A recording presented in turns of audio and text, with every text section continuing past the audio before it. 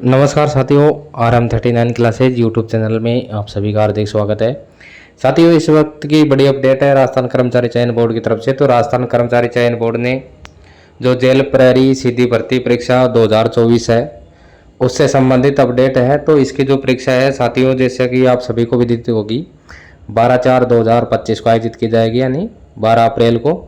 तो इस संबंध में ये प्रेस नोट या विज्ञप्ति जारी की गई है राजस्थान कर्मचारी चयन बोर्ड की तरफ से। तो इसमें बताया गया है कि जो प्रवेश पत्र है कब तक डाउनलोड होंगे, और साथ ही जो ड्रेस कोड है और जो दिशा निर्देश है परीक्षा से संबंधित वो सारे बताए हैं। तो इसकी जानकारी हम आपको इस वीडियो में देंगे। तो साथियों देखिए, इसके अंदर है प्रहरी सीधी भर्ती परीक्षा 2024, जिसमें टोटल 803 पदों पर यह भर्ती की जा रही है। तो इसकी परीक्षा दिनांक 12/4/2025 शनिवार के दिन आयोजित की जाएगी, और ये 2 शिफ्ट में की जाएगी, मॉर्निंग शिफ्ट और इवनिंग शिफ्ट। और जो मॉर्निंग शिफ्ट रहेगी वो 10 बजे से और 12 बजे तक, और इवनिंग शिफ्ट रहेगी 3 बजे से 5 बजे तक। 2 शिफ्ट के अंदर ही परीक्षा का आयोजन होगा। तो इसमें जो ई प्रवेश पत्र हेतु इसमें निर्देश है, तो अभ्यर्थी परीक्षा केंद्र हेतु आवंटित जिले की सूचना 4/4/2025 से स्वयं के SSO ID से देख सकते हैं। यानी 4 अप्रैल को जो जिले से संबंधित सूचना है वो अपडेट कर दी जाएगी। और बोर्ड द्वारा परीक्षार्थियों को अलग से प्रोविजनल ई प्रवेश पत्र प्रेषित नहीं किए जाएंगे। अभ्यर्थी प्रोविजनल ई प्रवेश पत्र 8/4/2025 से स्वयं के SSO ID से डाउनलोड कर लें। तो जो प्रवेश पत्र है वो 8 अप्रैल को वेबसाइट पर अपलोड किए जाएंगे। यानी 8 अप्रैल से आप जो प्रवेश पत्र है वो डाउनलोड कर सकते हैं।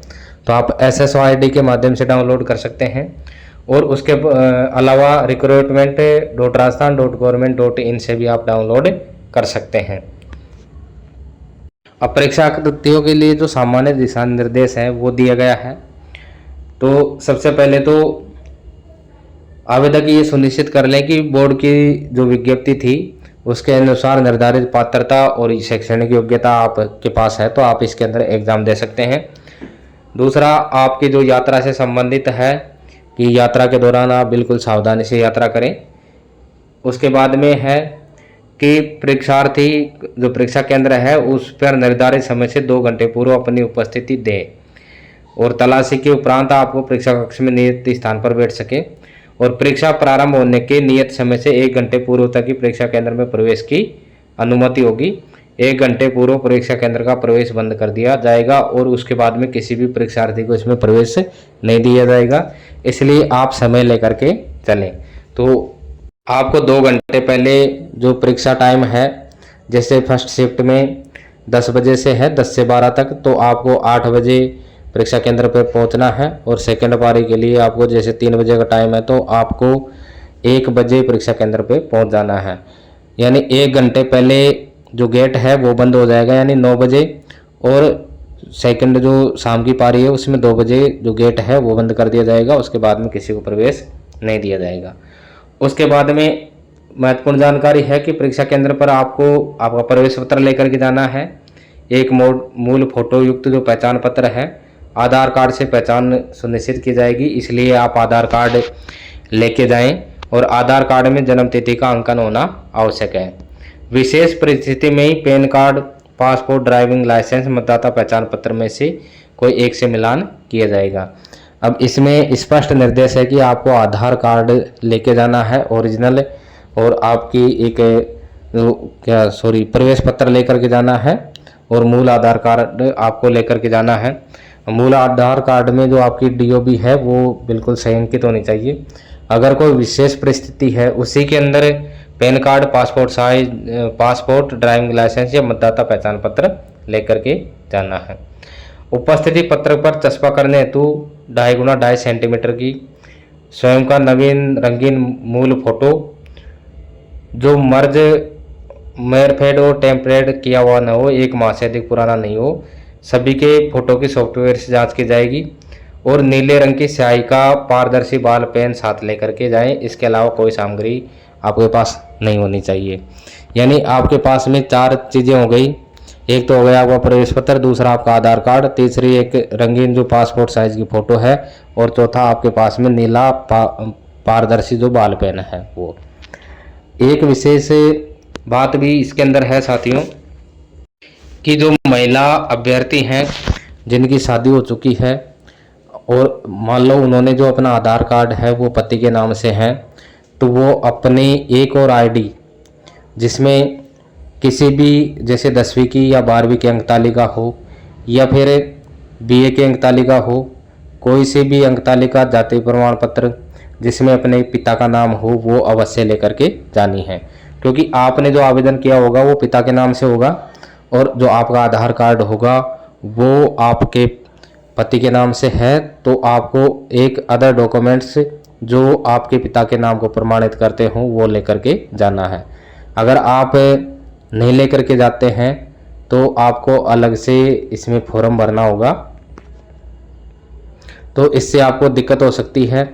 तो आपको वंचित तो नहीं किया जाएगा परीक्षा देने से, लेकिन थोड़ी परेशानी हो सकती है, इसलिए आप अन्य जो दस्तावेज हैं जिसमें आपके पापा का नाम हो वो लेकर के आपको जाना है। बात करें हम ड्रेस कोड की, तो देखिए इसमें फेस रिकॉग्नाइजेशन होगा, बायोमेट्रिक डिवाइस से आपका जो सत्यापन है वो किया जाएगा, तो पहचान की जाएगी बायोमेट्रिक या फ्री चेकिंग एजेंसी या बायोमेट्रिक डिवाइस से।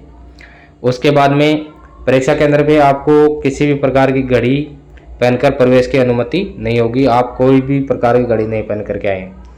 परीक्षार्थियों को परीक्षा केंद्र में अपने साथ नीले रंग का जो पारदर्शी बॉल पेन के अलावा किसी प्रकार की पेन, पानी की बोतल, purse, bag, geometry box, plastic pouch, calculator, तख्ती, pad, pen drive, rubber, log table, scanner, किताबें, नोटबुक, किसी भी प्रकार का ब्लूटूथ या इलेक्ट्रॉनिक डिवाइस आपको लेकर के नहीं जाना है। परीक्षा के अंतर्गत प्रत्येक प्रश्न के आगे 5 विकल्प गोले दिए जाएंगे। पहले 4 विकल्प ABCD उत्तर से संबंधित होंगे और 5वां विकल्प E अनुत्तरित प्रश्न से संबंधित होगा। तो आप यदि किसी प्रश्न का उत्तर नहीं लेना चाहते तो आपको E गोला भरना होगा। यदि 5 विकल्पों में से कोई विकल्प गहरा नहीं किया तो उस प्रश्न के 1/3 अंक काट लिए जाएंगे और 10% से अधिक यदि प्रश्नों में किसी भी विकल्प या गोले को आपने गहरा नहीं किया तो उसे परीक्षा के लिए अयोग्य घोषित किया जाएगा। और इसके लिए जो गोले गहरे करने के लिए आपको 10 मिनट का अतिरिक्त समय इसमें दिया जाएगा, तो इस चीज़ का विशेष ध्यान रखना है। दूसरा, इसमें विशेष दिव्यांगजन जिनको श्रुतलेख की आवश्यकता है वो शैक्षणिक योग्यता का प्रमाण पत्र, अभ्यर्थी व श्रुतलेख के वचन पत्र, अपेंडिक्स A और B और नियमानुसार दिव्यांगता का चिकित्सा प्रमाण पत्र केंद्राधीक्षक को कम से कम 1 दिवस पूर्व प्रस्तुत करना होगा, अन्यथा आपको श्रुतलेख की सुविधा दे नहीं होगी।